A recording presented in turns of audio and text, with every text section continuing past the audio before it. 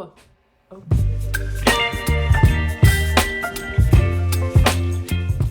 Hello and welcome back. My name is T or Taryn. You know, either is fine. Just happy to have you back here. We are on this journey in this 3-part series of creating equitable systems and processes. I want to preface this again, like I did in part 1, that this is specifically for DEI practitioners and organizations who are struggling to figure out where to start in their DEI journey or where to take the next step. I will also preface this by saying that is not a DEI strategy. This is part of something that could be in your DEI strategy. And last but surely not least, like I mentioned, this is part 2 of a 3-part series. So if you'd like to learn more about step 1, click the link below to watch part 1 of this series. So for this specific video, we're talking about overcoming roadblocks in advancing your strategy. Now, with that being said, we have to go over some basics per usual. So let's go. So in this specific video, we're talking about overcoming roadblocks in the systems change process, which means we have to have an idea of what a roadblock actually is. So what is a roadblock? Think of a roadblock as something that halts your process or planning or makes you have to truly take 2 steps back before you can go forward.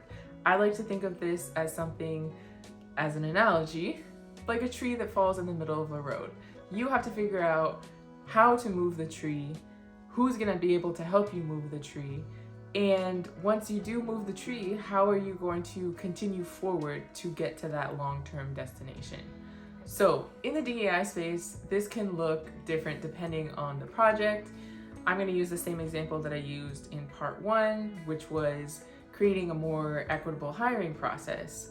So in that example, I used that the recruiting team is looking to hire 6% Black people this year, with their current average being around 5.5%. So a roadblock that you could run into when it comes to putting something together or revamping a process like this is the fact that most recruiting organizations are very heavily populated. So how are you actually going to deploy this to such a large population? And another example of a roadblock that you could run into in this situation is maybe getting buy-in from the hiring managers, who typically share, they don't have enough time, they're trying to do a bunch of other things. What makes this process so important that they have to prioritize this for the future? Now, both of these situations are very common and also require you as a DEI practitioner to figure out, again, how do I break down this tree to make sure that we continue forward to complete the project?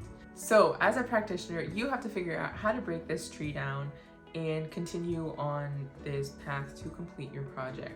How do you do that? I'm going to share 5 ways to break this down. The first way is to truly simplify the problem.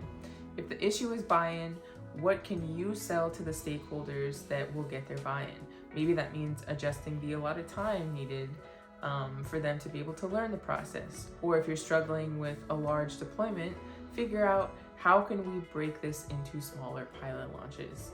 The second way is to identify the stakeholders needed to proceed forward. A simple way to figure this out is to truly determine who is going to be your biggest champion, who's going to be able to spread the word, to share tidbits of information and small wins with the rest of the organization, and who is needed in order to actually complete this project. So in this case, it would be recruiters, your HRIS systems team, and hiring managers. Now, the third step is to determine what is needed in order to actually move forward. You've gone through that step 1 phase of identifying the problem. This is where solutioning comes into play. This is where you will figure out what the next steps will be in order for this process to continue.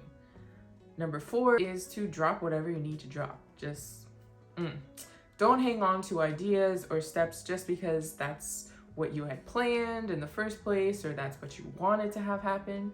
We as practitioners are promoting change management, so we also have to be prepared for that same change. And lastly, definitely not least, keep going. Don't get sidetracked or let your project teams distract you, or executives, anyone, whoever that may be. Make sure that you stay poised to complete this goal, whether that means that it turns into a smaller win or a larger win. Just make sure that you keep moving forward. So I specifically made these 5 steps very straightforward because, again, it's really easy for organizations to halt a process, drop a process completely, when in reality, we need to continue pushing forward, even if that means, like I said, we're accomplishing a smaller goal or reducing the amount of change that we had planned to make in the first place. So the biggest takeaway from this discussion is truly to not lose sight of the goal because of conflict and roadblocks. It's a good thing to be met with discussion and conflict, but it's not the end of the world. It's not the end of this project. It's just something that happens. It's what happens when you are truly collaborating.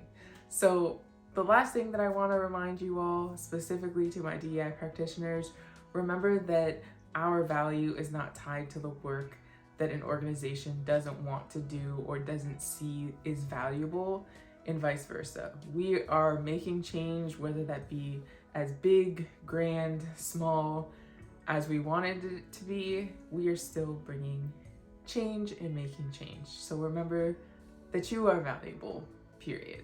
So I hope that this was helpful. Again, this is a 3-part series. Come back next week for part 3 of 3 to learn how to actually deploy this project and keep it going long term. So I hope you all enjoyed. Remember to subscribe, like this video, drop some comments or questions if you have any, and I will see you